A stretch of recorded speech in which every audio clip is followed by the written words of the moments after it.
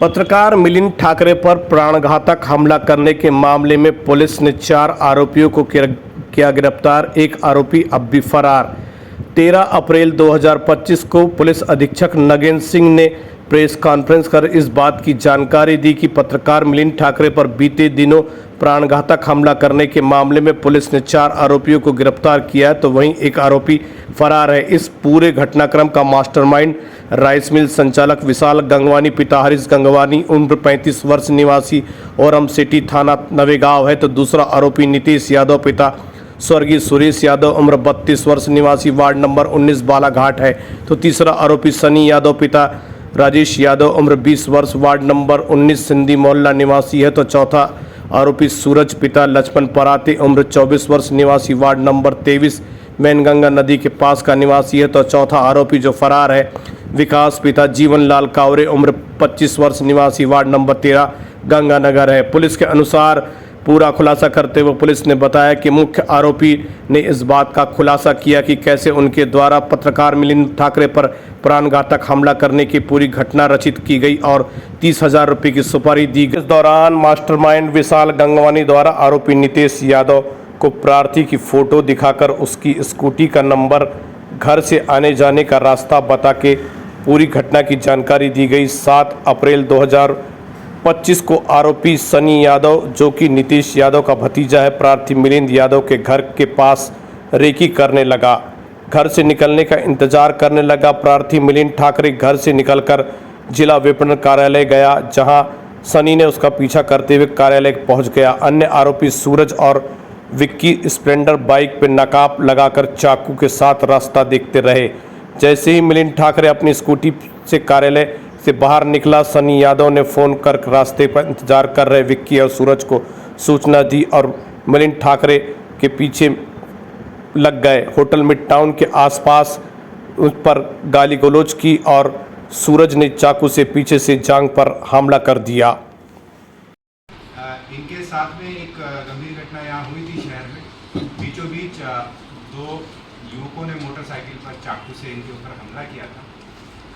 पूरे घटनाक्रम को लेकर काफ़ी संवेदनशीलता शहर में बन गई थी, क्योंकि ऐसी पहली घटना हमने देखी शहर में कि सरेराम किसी को चाकू मारा गया है। हमने आसपास के चारों थानों की टीमों को सक्रिय किया, करीबन 300 से अधिक फुटेजेस को अलग अलग जगह पर देखा, टेक्निकल एनालिसिस किया, बहुत सारे पुराने अपराधियों से पूछताछ करी और करीब 3 से 4 दिन की कड़ी मेहनत के बाद पूरे घटनाक्रम का पर्दाफाश करने में हमारी टीम को सफलता हासिल हुई है। घटनाक्रम इस प्रकार से है कि नीतीश यादव पिता सुरेश यादव ये सिंधी मोहल्ले के निवासी हैं। इनका भतीजा है सनी यादव, ये भी 307 में हाल ही में जेल से छूटा है। नीतीश खुद मर्डर के आरोपी रहे हैं और 2016 में भी चोरी के आरोप में जेल में गए हैं। 8 से अधिक अपराध इनके ऊपर है। इनका एक अन्य साथी सूरज परते और विशाल कावरे, इन 4 लोगों ने मिलकर ये पूरा षड्यंत्र बनाया था। इस पूरे षड्यंत्र का मास्टरमाइंड यहाँ का एक rice mill owner Shri Gangwani ji हैं, विशाल गंगवानी, वो निकल के आए और पूरे घटनाक्रम को उन्होंने 30,000 रुपये की सुपारी देकर, से सुपारी कहना ही आइडियल शब्द रहेगा, 30,000 रुपये में सुपारी देकर इस घटनाक्रम को अंजाम दिया। जो कहानी में ठाकरे जी को आरोपी बना के जेल भेजा गया है, उसमें ये मुख्य गवाह है।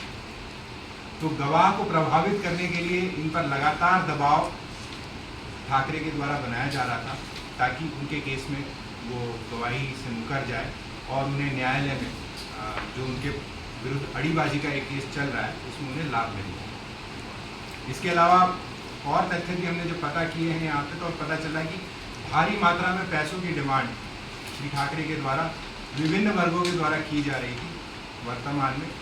खास तौर पर वरिष्ठ अधिकारियों के सामने अपने संबंधों का हवाला देते हुए, या जैसे वो कभी कभी किसी सीनियर ऑफिसर के पास जाके बैठ जाते थे, जिससे वो एक ऐसी छवि बनाते थे लोगों के बीच में कि उनकी बहुत पहट है और उनकी बहुत पूछ परख है, और उसके आधार पर वो यहाँ के व्यापारी वर्ग में और काफ़ी समय से हम देख रहे हैं कि राजनीतिक वर्ग में वो अपना दबाव बनाने का प्रयास कर रहे थे और मोटी रकम ऐंठने का प्रयास निरंतर वो कर रहे थे। इनके ऊपर पूर्व से जब श्री ठाकरे का भी हमने आपराधिक रिकॉर्ड चेक किया है तो टोटल श्री मिलिंद ठाकरे के ऊपर पाए गए हैं। इनमें से अधिकांश अपराध पैसे मांगने को लेकर, खबर ना छापने की शर्त पर या अन्य चीज़ों को लेकर, समझौता करने को लेकर, किसी में 5 लाख, किसी में 10 लाख, किसी में 12 लाख, जो इनका हो पाए उस हिसाब से इनकी गंभीर शिकायतें हमारे पास प्राप्त हुई हैं। उन सभी प्रकरणों को हम बारीकी से देखेंगे। अब हम प्रयास भी करेंगे कि न्यायालय के जरिए फास्ट ट्रैक करके इनके केसेस में इनको शीघ्र ही न्याय तक पहुँचाया जाए, क्योंकि खास तौर पर ऐसे व्यक्तियों से एक बहुत ही संवेदनशील पेशे की बदनामी हो रही है बालाघाट में, क्योंकि हमने इनकी और अन्य संबद्धताओं की जांच करने की कोशिश करी। किसी प्रमुख प्रकाशन से ये जुड़े नहीं थे। शायद एक वर्चुअल ये न्यूज़ पोर्टल या ऐसा कुछ चलाते हैं जो व्हाट्सएप पे अखबार आता है, और उसी के आधार पर पेपर कटिंग्स के माध्यम से ये स्पेसिफिक किसी अधिकारी को या किसी व्यापारी को टारगेट करते हैं। जब तक वो अपनी मांगें पूरी नहीं करता तब तक उस पर दबाव बनाकर रखते हैं। इस केस में इनका व्यक्तिगत हित भी था, क्योंकि सीधे सीधे एक गवाह को प्रभावित करने का इन्होंने प्रयास किया है और ये गंभीर मामला हमारे सामने आया है।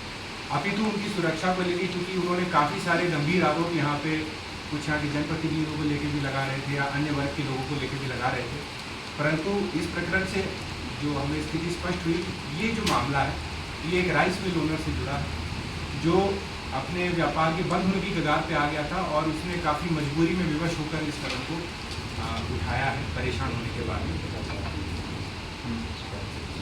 शिकायत से वो जो कह रहे हैं, जो आरोपी हैं इसमें, वो कहते हैं कि उन्हें 50 लाख का नुकसान हुआ। तो जब किसी व्यक्ति को इस लेवल का वो रहता तो हमने उनसे ये भी बाद में जानने की कोशिश की थी कि यदि वो पुलिस के पास समय से आते तो निश्चित तौर पर हम भी उनको न्याय दिलाने का प्रयास कर सकते थे, परंतु ये दुर्भाग्यपूर्ण है कि उनके द्वारा सुपारी देकर ऐसी घटना को अंजाम देने का प्रयास किया गया। और जो आरोपी हैं ये मज़ेदार तौर पर सोशल मीडिया में जो कश्यप है आपके उज्जैन से, एक कश्यप, दुर्लभ कश्यप नाम आपने सुना होगा, उसको अपना प्रेरणा स्रोत मानते हैं। पूछताछ करी कि चाकू मारने वाले मुख्य तौर पर सूरज परते और विशाल कावरे नाम के 2 आरोपी हैं। इसमें से सूरज परते घटना में प्रयुक्त वेपन और मोटरसाइकिल हमने बरामद कर लिया। विशाल कावरे अभी भी फरार है, लेकिन जल्दी वो भी पुलिस की गिरफ्त में आ जाएगा। और शनि यादव और नितेश यादव ने इस घटना की प्लानिंग करी थी, रेकी करी थी। लगातार ठाकरे जी की रेकी हो रही थी।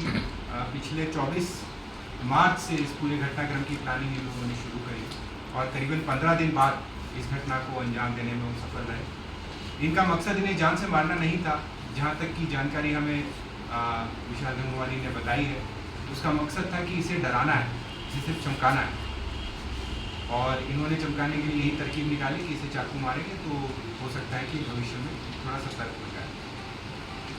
कारण राइस मिल ओनर्स उसमें प्रभावित हुए हैं, गंगवानी जी भी उसमें से एक हैं। इन्होंने खास तौर पर एक अन्य राइस मिल ओनर जो सचदेव जी हैं, जिनके जो उनका पूर्व का रिकॉर्ड है, क्योंकि हमने बैकग्राउंड चेक भी कराया था, वो देखा जाए तो पत्रकारों की शैली से थोड़ा हटके, और यहाँ के पत्रकारों के लिए वो ठीक नहीं रहेगा कि मैं उनको उनकी श्रेणी में